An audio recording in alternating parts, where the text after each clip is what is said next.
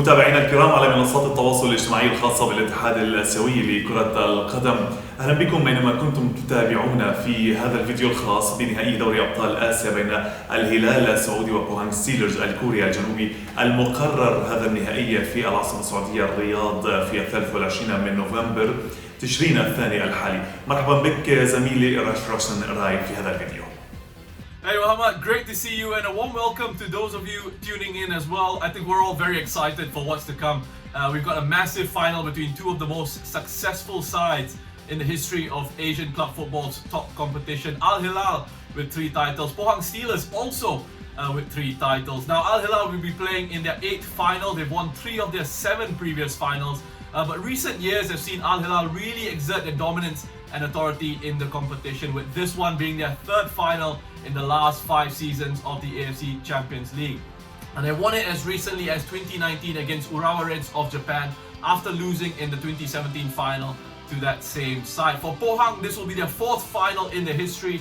They've won all 3 of their previous 3 finals in the competition. Firstly against Cheonan Ilhwa Chunma in the 96-97 edition of the Asian Club Championship, then defended the title by defeating Dalian Wanda in the 97-98 final, and they had to beat Al Hilal in the semi-final of that season's competition as well. Their most recent title win came in 2009 after they defeated Al Ittihad of Saudi Arabia. So a bit of history for you there with regard to these teams and their status in the competition, but only one of them will go on to become the outright kings of Asia upon winning this season's title. Now with that in mind, Muhammad, let's turn our attentions to this year's final then. What did you think of Al Hilal's campaign this season? And while you're at it, maybe you could run us through their road to the final.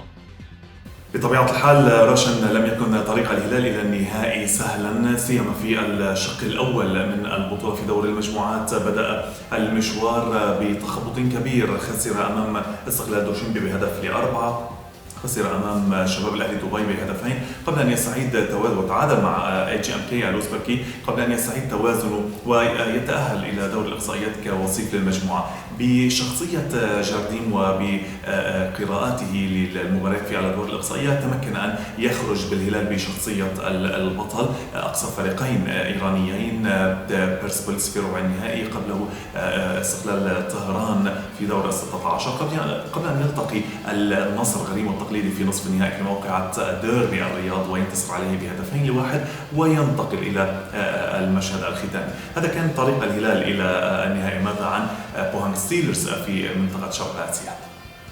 Yeah, we'll get to Pohang's road to the final in just a little bit. But what's interesting for me, Muhammad, is how both these teams made it through the group stages as one of the best runners-up from their respective zones. As you mentioned, Al Hilal finishing 2nd in their group behind Istiklal. They just squeezed into the knockout stages, didn't they? But they've been a different team under current coach Leonardo Jardim. They were in control in the round of 16 and quarterfinal wins over Iran's Istiklal and Persepolis, keeping clean sheets in both those games with 2-0 and 3-0 wins respectively. Then their experience came to the fore against Al Nassr in the semi-final. They were put under pressure at times in that one, but eventually won 2-1 in what was a proper derby contest between the two Riyadh-based sides. We also had a derby in the East Zone semi-final as Pohang and defending champions Ulsan came up against each other, with Pohang winning that tie on penalties. But it was Ulsan who had actually taken the lead in that game thanks to Yoon Il-lok. Then they had a player sent off in Won Du-jae and they almost hung on until a late Alex Grant equalizer rescued Pohang, and they eventually saw off Ulsan in the shootout. I think Pohang's run to the final has been pretty special.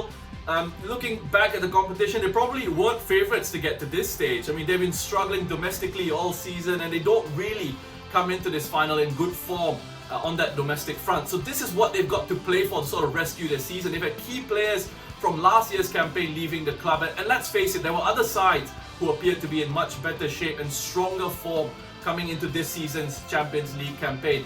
But look, that's the beauty of the competition, and Pohang deserve a lot of credit for fighting their way into this final. We mentioned the semi-final win against Ulsan, but they also had to show strength, character and quality throughout this season's campaign. They squeezed through the group stages as runners-up, just like Al Hilal. They were runners-up in their group behind Nagoya Grampus, but then they overpowered Japanese opposition that they faced in the round of 16 and quarterfinals and kept consecutive clean sheets with that 1-0 win over Cerezo Osaka and then a comprehensive 3-0 win over their group mates Nagoya Grampus before making their way past Ulsan and into their 4th ever final and their first one since 2009. So Muhammad, that's a quick wrap of their road to the final, where they'll both be looking to make some history. What do you think we can expect from this match, and who should we be looking out for? بطبيعة الحال رشن ما كان الهلال يتمنى أن يصل إلى النهائي بطريقة أفضل من التي وصل بها، أقصى في الأدوار الإقصائية فريقين إيرانيين كبيرين، وأيضا غريمه التقليدي النصر في نصف النهائي كما سبق وذكرنا. لهذه المباراة قراءتها الخاصة في النهائي بالنسبة لجارديم، مع تشكيلة مؤلفة من اللاعبين المحترفين الأجانب ونخبة من اللاعبين المحليين، يتكل على تشكيلة بشكل عام يخوضها ب3-5-2، طبعا مع خط دفاعي قوي يتقدمهم محمد البريك وعلي البليهي والكوري الجنوبي يانغ يو سون، ومن خلفهم الحارس عبد الله المعيوف. ايضا يتكل على الثنائي ماريجا وبافيتيمبي غوميز في خط الهجوم. لا شك انه قراءة المباراة بالنسبة للمدرب البرتغالي جارديم ستكون خاصة في هذا اللقاء الذي يتوقع ويرتقب ان يرفع فيه هذا المدرب لقب البطولة للمرة الرابعة بالنسبة لفريق الهلال، وهو ما يتمناه في العاصمة الرياض. ماذا بالنسبة لبوهانغ ستيلرز؟ كيف سيقرأ مدربهم اللقاء وكيف سيخوض غمار هذا اللقاء؟ I think this is going to be a fascinating match from a tactical perspective, as Kim Gi-dong and Leonardo Jardim pit their wits against each other. Before we get to that though, I think we need to recognize that the final will be played in Riyadh, which will be brilliant for the neutral observer and for Al Hilal fans as well. I mean, there will be a wonderful atmosphere. There's so much passion for the game in Saudi Arabia, and when a club like Al Hilal are involved in the Champions League final, I think we can expect their fans to really be out in full force, creating a high energy environment for the players to perform in. I mean, it's a showcase event, right? The AFC Champions League final absolutely deserves to be played in front of a wonderful crowd, and that's what we're going to get with this final. Now, while that will be great for Al Hilal being the home side almost in this one, it will be another challenge for Pohang in this kind of environment. On top of the fact that they'll be up against an Al Hilal side with plenty of quality in the team. When you think about the attacking front, Bafetimbi Gomis with his 6 goals is the club's top scorer this season. His battle with Pohang's defense should be interesting, with possibly Alex Grant and Kwon Wan Kyu potentially starting in central defense. Then you've got Salim Al-Dosari, who has 3 goals and 1 assist from just 294 minutes played this season. He tends to drift in off that left flank with his ability to run at defenders, get into good scoring positions, and even try shots from range. In fact, one of his 3 goals this season has come from outside the box. Now, if he does drift inside, you could have either Yasser Al-Sharani or Nasser Al-Dosari pushing on the outside of him. Musa Marega also plays in a narrower position on that right-hand side, and that gives Mohamed Al-Bareik the space to push forward down the right. Now, he has picked up 4 assists this campaign, and he'll be a really good attacking outlet for Al Hilal. And I haven't even mentioned Mateus Pereira yet in that attacking midfield role in Al Hilal's 4-2-3-1. He's been such a bright spark for them with his creativity and his movement in that position. He's already picked up 2 assists and provided 7 key passes from just 3 appearances in the competition. So those are some of the players who could make an impact for Al Hilal in this final. But listen, they are going to have to be aware of Pohang's qualities as well. Kim Gi-dong usually sets them up in a 4-2-3-1 shape as well. Although when they've come up against sides with perhaps better quality in this season's campaign, they have tended to concede possession, sit back a little bit more in that defensive shape at times, and it can kind of vary the formation defensively between a 4-5-1 and a 4-4-2 type of defensive block. And they play a bit more of a longer passing, a direct counter-attacking style of a game. They use their set piece as well. And they tend to use the qualities that they have on the flanks with the likes of Kang Sang-woo, Im Sang-hyup on the left-hand side. Kang Sang-woo, by the way, is a versatile, dynamic, and very intelligent player. He's got good dribbling ability, and he can create chances for them with his 9 key passes for Pohang in this season's campaign. Im Sang-hyup in front of him has been in really good form as well in the Champions League and leads the scoring charts for his side with 4 goals from 8 appearances. Just like Al-Dosari, he gets himself into really good scoring positions as he drifts infield off the left flank. Go Young-jun is another player who could potentially make an impact for Pohang if he features. The 20-year-old has 3 assists and has provided 7 key passes in his 8 appearances so far. Then on the right-hand side for them, you've got Manuel Palacios, and he'll be their main threat on that side of the pitch. He's got pace, he's got directness, and that can sometimes cause issues for opposition defenses this season. So those little battles out in those wider areas are going to be fascinating. I look at Pohang's potential midfield as well. You could have Sin Jin Ho in there, a Champions League winner with Ulsan last season. He'll be looking to try and control the game for them in midfield, partnered by either Lee Soo-bin or Shin Kwang-hun.